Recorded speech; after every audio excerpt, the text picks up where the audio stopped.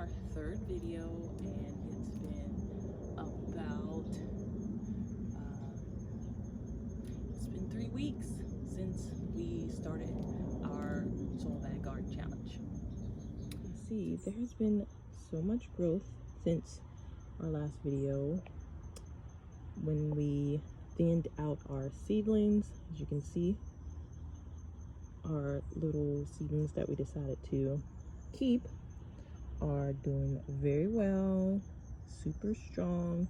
We've got some true leaves. This is the arugula, and as you can see, they've gotten so much bigger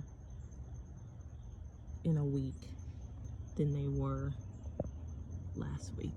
And our kale also has several true leaves. As you can see, that's 3. These are the cotyledon leaves, those rounded off ones. Those are the leaves that help the plant, get food when they are super small. And these are the true leaves. You can see there's 1, 2, and 3 in the middle there. Same is true for this one, and there's only 2. But yes, our soil is still moist. We're keeping it moist for them, but not soaking. Right now, this is early in the morning, and it's covered in dew, so I don't need to water them at this point. And it may stay pretty moist because it's pretty humid here today. If you want to take a look at our lettuces and see how they're doing, look at all of that awesome seedling growth. We did not thin these out because we are going to harvest these as leaf lettuce. And here is the head lettuce. I did not fully thin these ones out. Here's some I just thinned. Pulled those because they were still a bit small, but I have 1 single lettuce seedling there, 1 single lettuce seedling there. I'm going to take all of those out, and then 1 there, and then I'm going to take probably a pinch, do some more thinning on that one, and 1 last pinch on that one. So now we have 1 there. And this is just a check-in. We're talking about maintenance today. Maintaining your soil bag gardens. We're going to talk about maintenance, just overall maintenance to help your soil bag gardens thrive, and to let you in on little things to know when you are just maintaining a garden in general. There are 3 things that you really want to focus on when you're maintaining your garden. Those 3 things that you want to focus on is moisture in your soil moisture, so watering your garden. 2, making sure your garden has the nutrients that it needs to thrive, for those plants to thrive. And 3, we're going to focus on pest management. When it comes to making sure your soil is moist and your plants have the water they need to carry out photosynthesis, you're going to want to make sure your soil and your soil bags stay moist but not too wet. I stressed that in the beginning when we were starting our seeds and trying to get them to germinate, because it is highly important that your seeds stay moist to break through that soil layer. But it's also important for your plants to stay moist throughout their growing process, so they can take up that water to produce their leaves or fruit. Now, that's the most important thing to know, is not to overwater it, which unfortunately happens to a lot of beginner gardeners. They are concerned about not having enough water for their plants, that they they overwater and sometimes can be too attentive. We've all done it.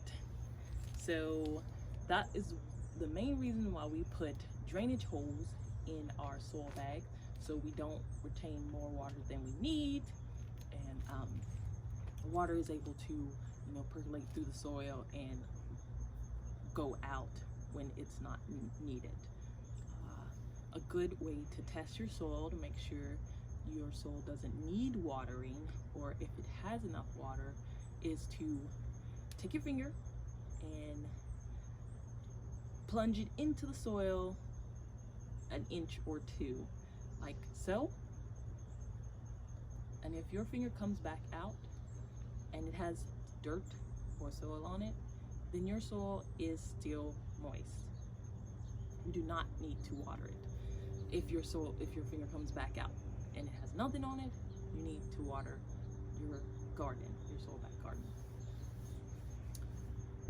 The second thing that's going to be important to know about maintaining your garden in general, or your soil back gardens, is that these plants, like you, require nutrients to continue to grow and thrive and produce the food or leaves or fruit that you yourself will consume.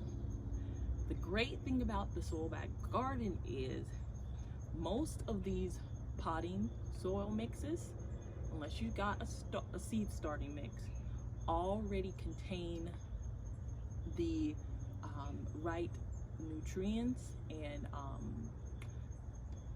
a lot of them have added fertilizer in them for your plants to grow well and continue to produce. So if you're doing the soil back garden, you don't really have to worry about adding nutrients to your plant. As you can see, once we thinned out our seedlings, they really started to grow bigger faster.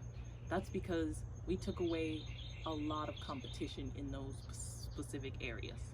Once we thinned those seedlings out, that one main plant that we decided to keep is able to take up that nutrients, that food in that soil on its own, which gives it a boost of energy, and it is allowed to grow as much as it possibly can. If you're going to be gardening in general, you're going to want to have a feeding schedule or a fertilizing schedule, and it's different for all plants, so it all depends on what type of plants you are growing. There are certain vegetables and plants that require more nutrients than others, like tomatoes and peppers. They are heavy feeders, so you're going to want to give them a lot of extra nutrients if they're in a garden bed, or maybe an in-ground situation. And you just do that with by choosing a fertilizer, organic, inorganic. It's totally up to you what you want to do. Here in my garden, I like to do organic gardening. So third thing that I want to focus on for this soil back garden challenge is pest management. That is going to be something that most people are going to come up against, and if you haven't already, it's going to happen. Is you're growing outside, and the outside surroundings are going to want to pick a piece of that harvest that you're creating. Sometimes even before it's even harvestable by you. And I'm gonna show you guys what I mean. Here in fall,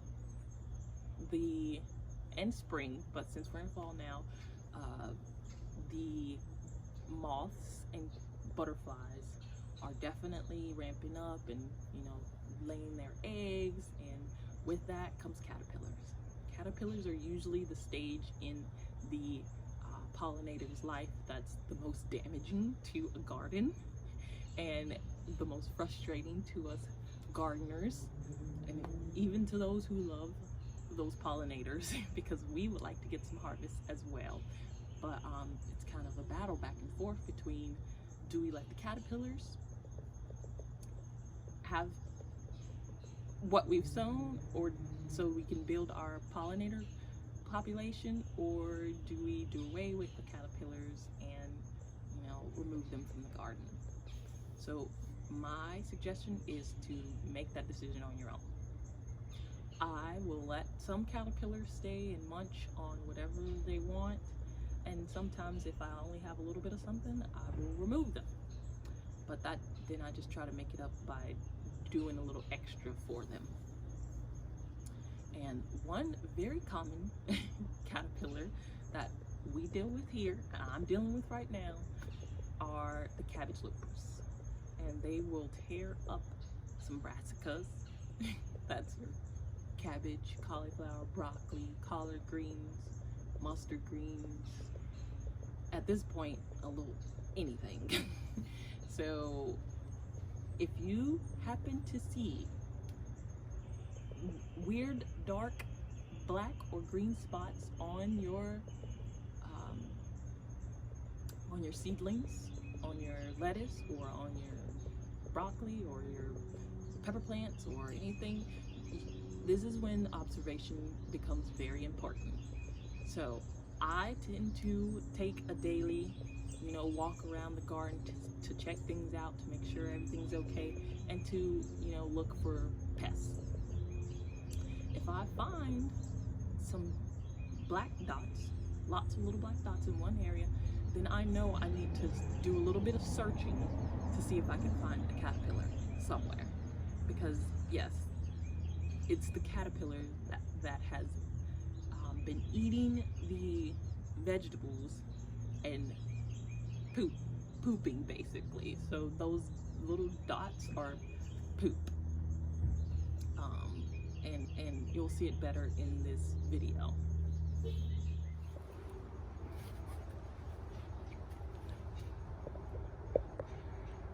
So here I have my salad mix grow bag, and we got all this great arugula and endive slash, you know, lettuce head, Simpson Elite, and all that good stuff mixed in, and it's growing, you know, heavily sown. So we're harvesting this as leaf lettuce. And one thing to look out for when you're growing in general and gardening is the fact that you will almost certainly have to contend with pests to get your harvest, because as we garden outside, that's just one of the factors of sharing a space with nature. And I don't know if you guys can see it or not, but in this shot currently, there is a little pest. It's actually a caterpillar. Actually, you know, caterpillar of, I believe, a moth. It's those white cabbage moths. And he is, you know, having a good old time nibbling down on this lettuce. If you see him, if you can't see him, he is actually right there. Right there on this leaf. A good place to look is in the very middle of the leaves, like the veins, and on the underside of the leaves for eggs or other caterpillars. Some telltale signs of pests like caterpillars is, as you can see, these little black droppings. Sometimes they're green, sometimes they're big, sometimes they're small, depending on how big the caterpillar is. But yeah, the best way to deal with these is to just pluck them. And you can squish, or I just like to throw them out over the fence and into the streets so the birds can have them. But yeah, that little caterpillar right there is causing damage and eating all our lettuce leaves. See that little guy? Oh, let's not focus back in. Hey. But yeah, they're kind of cute, but it's kind of annoying when you don't get your check your veggies daily. because these little suckers can get out of hand if they're just let to be and do how they like. So it's not a bad thing. They turn into pollinators, but we also would love to have some of our harvest as well. So I'm gonna check for more as I see more little black droppings in this area, and as you can see, this leaf has been bitten off as well.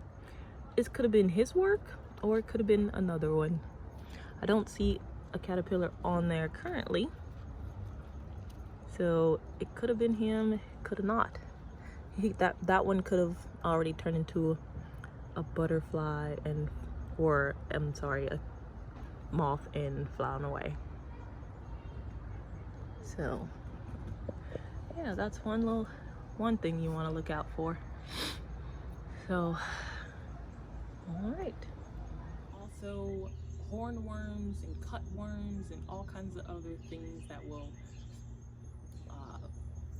not technically invade your space because they are meant to be here naturally. We're outside, but they can become, bothersome for us in general as gardeners, because we want to make a harvest and eat the food that we're growing, working so hard to grow.